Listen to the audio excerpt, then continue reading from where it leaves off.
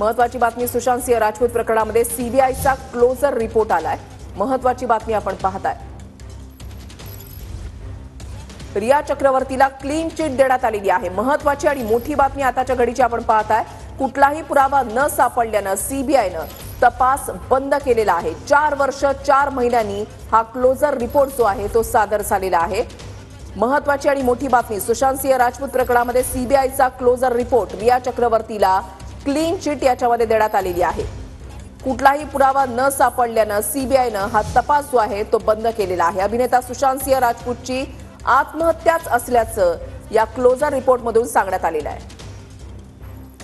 कृष्णा सोनरवाडकर आमचे प्रतिनिधी या संदर्भातली अधिक माहिती देतील। कृष्णा, वृषाली, या सगळ्या प्रकरणामध्ये आतापर्यंत अनेकदा आरोप झालेले आहेत। सातत्यानं रिया चक्रवर्ती असतील किंवा या सगळ्या प्रकरणामध्ये अनेकांवरती मोठमोठी गंभीर स्वरूपाचे आरोप करण्यात आलेले होते आणि सुरुवातीला मुंबई पोलिसांनी म्हणजेच वांद्रे पोलिसांनी जो काही तपास केलेला होता त्यामध्ये सुशांत सिंह राजपूतची आत्महत्याच होती, त्यामध्ये कुठलाही फाऊल प्ले नाही असं मुंबई पोलिसांचं म्हणणं होतं। मात्र जेव्हा आरोप यामध्ये गंभीर स्वरूपाचे होऊ लागले तेव्हा हा तपास जो आहे तो सीबीआयकडे वर्ग झालेला होता आणि सीबीआयने या सगळ्या प्रकरणामध्ये आतापर्यंत म्हणजे जवळपास 4 ते 4.5 वर्ष तपास केल्यानंतर आता जो क्लोजर रिपोर्ट आहे तो दाखल केलेला आहे। यामध्ये सगळ्यात मोठी संशयित होती ती म्हणजे रिया चक्रवर्ती।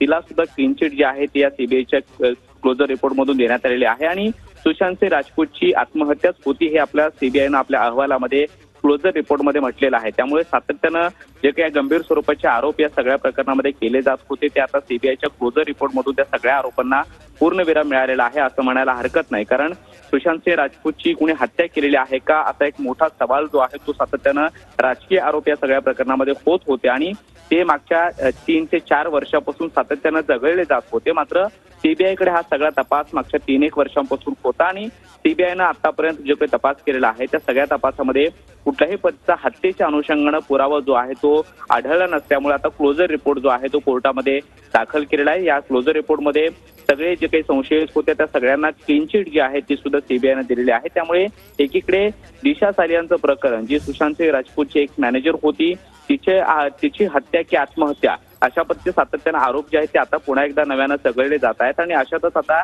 सुशांत सिंह राजपूत प्रकरणामध्ये सीबीआयनं क्लोजर रिपोर्ट जो आहे तो सुद्धा दाखल केलेला आहे। त्यामुळे या सगळ्या प्रकरणातली आतापर्यंतची ही सगळ्यात मोठी अपडेट म्हणावी लागेल। सुरुवातीला जो काही मुंबई पोलिसांनी तपास केलेला होता तोच तपास पूर्णपणे खरा होता हे आता सीबीआयच्या क्लोजर रिपोर्टमधून स्पष्ट झालेलं आहे आणि तेच आता समोर आलेलं आहे। कारण मुंबई पोलिसांमधून जेव्हा वांद्रे पोलीस ठाण्याच्या हद्दीमध्ये सुशांत सिंह राजपूतनं आत्महत्या केलेली होती तेव्हा सुरुवातीला आकस्मिक मृत्यूची नोंद करून वांद्रे पोलिसांनी जो काही तपास केलेला होता त्यामध्ये यामध्ये हत्येच्या अनुषंगानं कुठलेही ठोस पुरावे जे आहेत ते मिळालेले नव्हते। त्यामुळे सुशांत सिंह राजपूतनं आत्महत्याच केलेली होती हे मुंबई पोलिसांनी म्हटलेलं होतं। मात्र मुंबई पोलिसांच्या तपासावरती अनेकदा प्रश्न उपस्थित केले जाऊ लागले आणि सुशांत सिंह राजपूतचे जे काही चाहते आहेत किंवा वेगवेगळे आरोप जे होत होते त्यानंतर हे सगळं प्रकरण जे आहे ते सीबीआयकडे तपासासाठी वर्ग करण्यात आलेलं होतं। मुंबई पोलिसांनी जो काही तपास केलेला होता त्यावरती पुन्हा एकदा सीबीआयनं एक मोठा तपास केला आणि त्यानंतर आता 4 ते 4.5 वर्षानंतर या प्रकरणामध्ये क्लोजर रिपोर्ट म्हणजे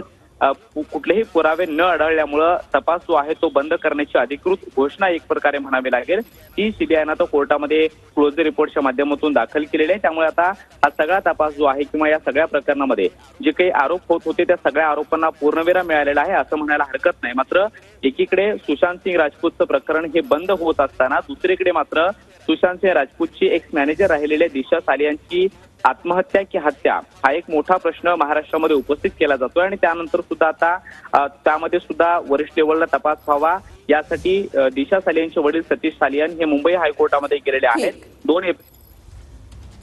नक्कीच धन्यवाद कृष्णा दिलेल्या सविस्तर माहितीसाठी।